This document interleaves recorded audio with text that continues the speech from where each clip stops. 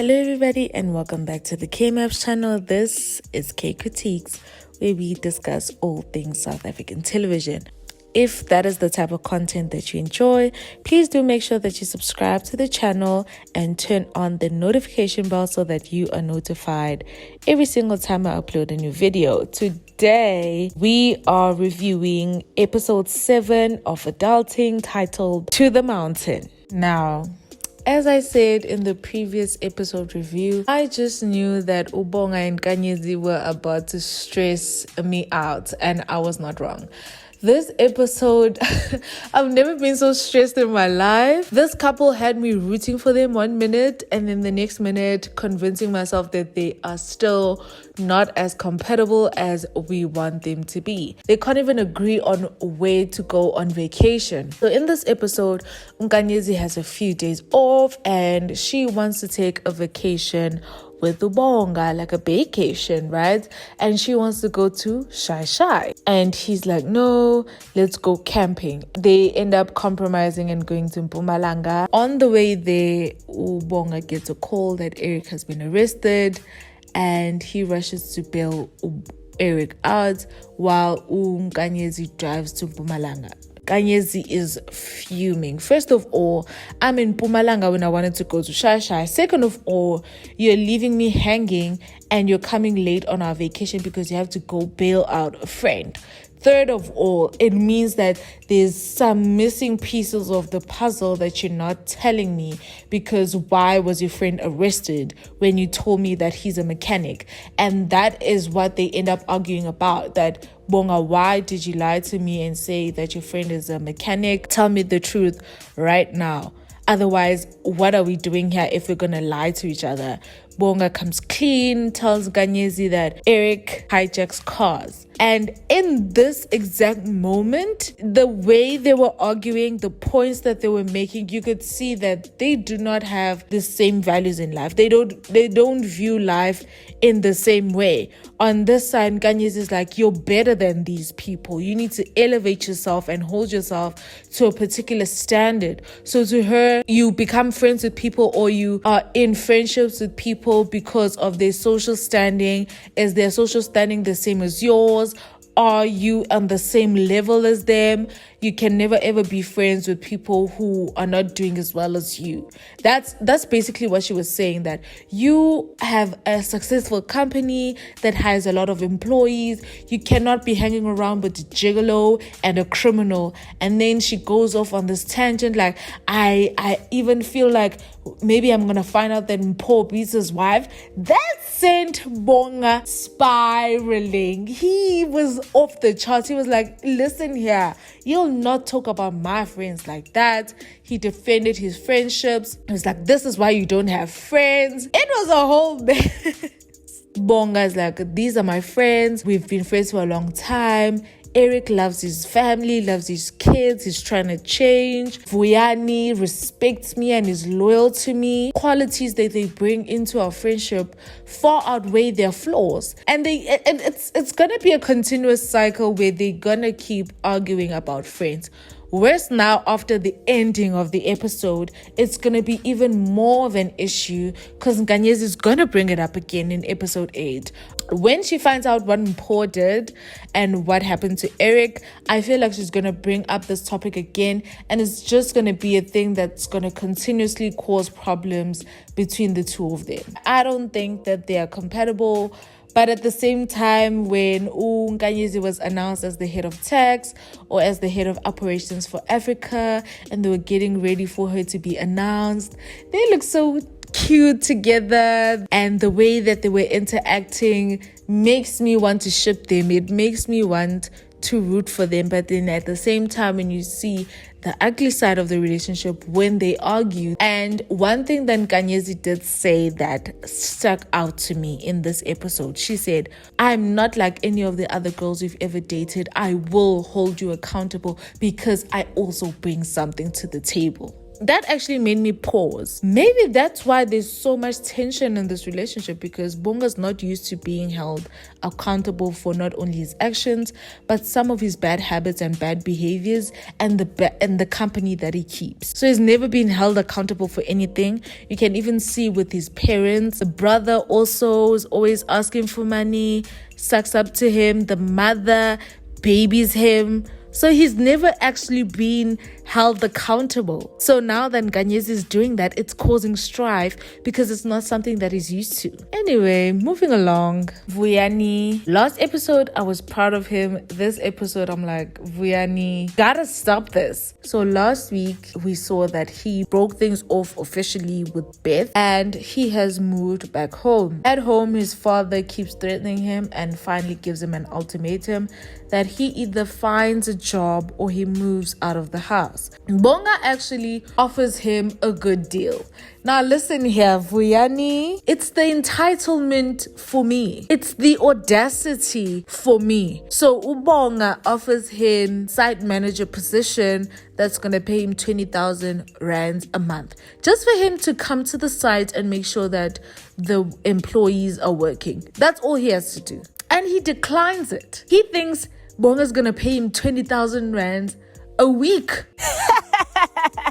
He has no education, no job experience, no qualification, but he wants to be paid 80k a month. Does that make sense? West Bonga was giving him an opportunity for him to get his foot in the door. He would have had something to put in CV that I was a site manager on this project for this company, and then he could have been hired or even learn some skills that are going to help him in the future. This is how connections and nepotism is supposed to work. Also, he doesn't want to go back to school and study.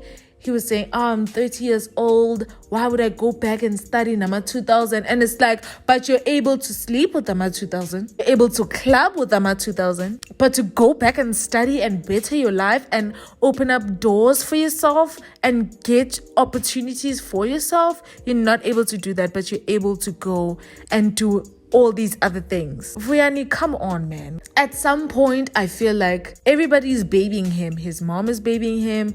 His friends are enabling him. And his father's the only one who's saying, you know what, you need to wake up. And you need to actually get your together. You need to get your life in order. Because this ain't it.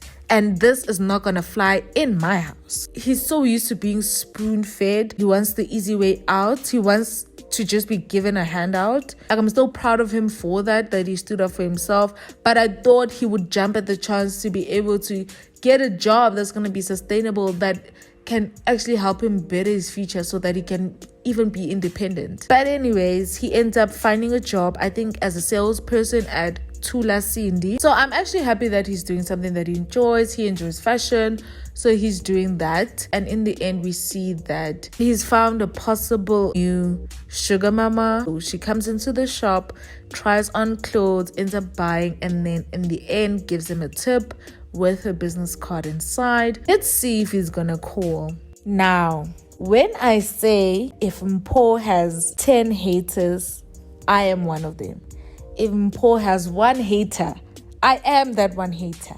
And if Mpho doesn't have haters, it's because I'm dead. Mpho in this episode.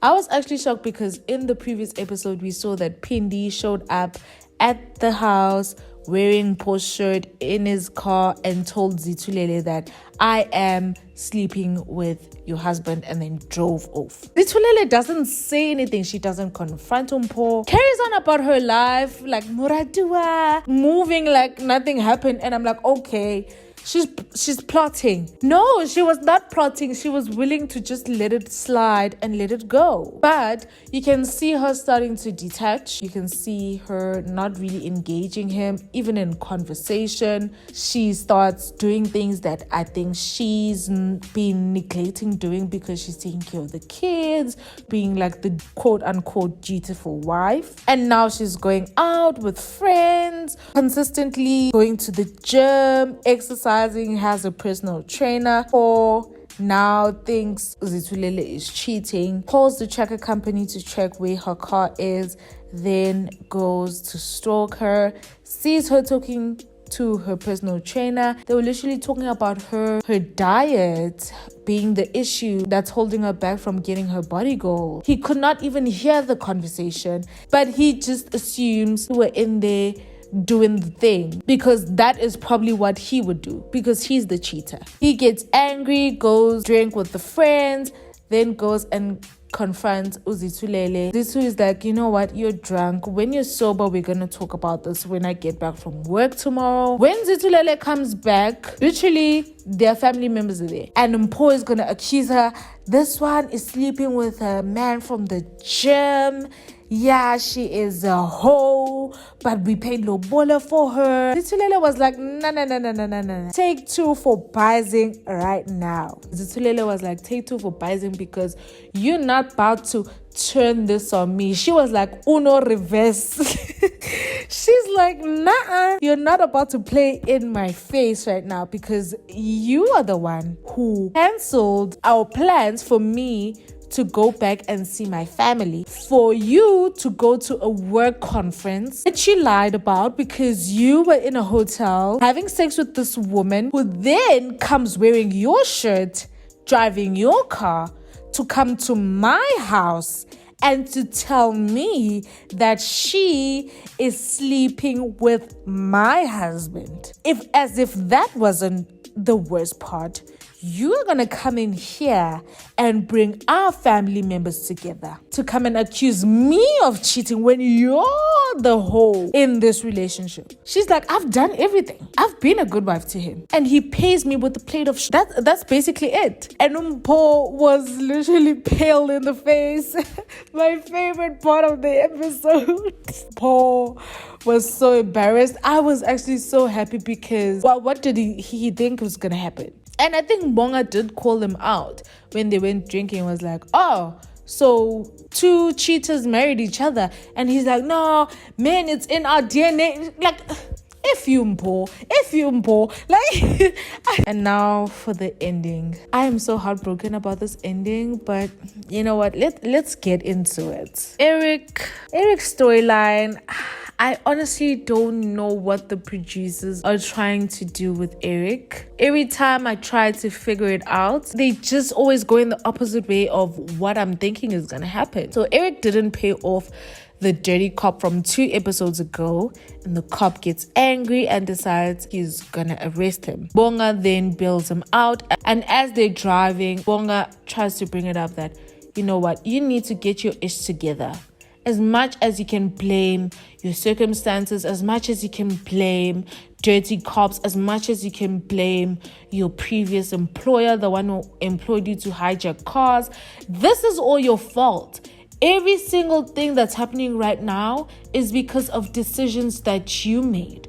And I feel like because Bonga also comes from an impoverished background where circumstances hold you back, where he comes from a system that's trying to keep you back in life, he made decisions that bettered his life, whereas Eric is making decisions that are the exact opposite. So Bonga is saying you cannot keep on blaming people. You are like, these people are in their 30s. So you can't constantly keep blaming people for they argue about that. Bonga brings up your daughter. Where's your daughter? But then I think he took it a bit too far. I think Bonga took it a bit too far when he said that Natasha dying was Eric's fault. He's not the one who shot Natasha. Natasha left Eric's house after she decided to come and confront him, and then they had that whole whatever you call it. She could have just gotten out of the car, and I'm not saying that she deserved to get killed. I'm saying that the choices that she made that night as well are what led to her demise. But I feel like Eric needed to hear that these are the consequences of your actions. These are the results of the choices that you've made in life. When are you going to get your ish together? Because you constantly always say, I'm gonna get better, I'm gonna do better, I'm gonna change my life, I'm gonna change my lifestyle. But you never change the lifestyle. He never does. I thought maybe we'd see him at least try to live a clean and honest life. He didn't even try. And now he's back to car hijacking. And his grandmother asked him, why don't you just ask Bonga for the money and repay him? I'll never ask Bonga for money. Pride. His pride is going to be the death of him. Possibly he could be dead because we saw what happened in the episode. So he goes back to car hijacking and he now is in the middle of a heist. He has his gun out and then he starts having these daydreams where he's imagining Natasha being the one in the driver's seat of the car. His guilt takes over him, takes too long to react. The guy in the driver's seat pulls out his gun and shoots Eric. And the last scene is of Eric lying down on the ground. His friends leave him. He's left on the street to die. He won't die. He is the main character in the show. This may be the final wake-up call that Eric needs because nothing else has worked. People have spoken to him. He has lost his baby mama, but maybe now seeing that he might have lost his life, maybe that will finally convince him to stop whatever it is that he's doing. And if this doesn't work and if he still goes back to carjacking after this, there is no hope for him. There is no hope. But yeah, guys, that was Adulting Season 1, Episode 7, To the Mountain. If you like this type of content, please do subscribe, turn on the notification bell so that you are notified every single time I upload a new video. And I will see you guys in the next one. Bye.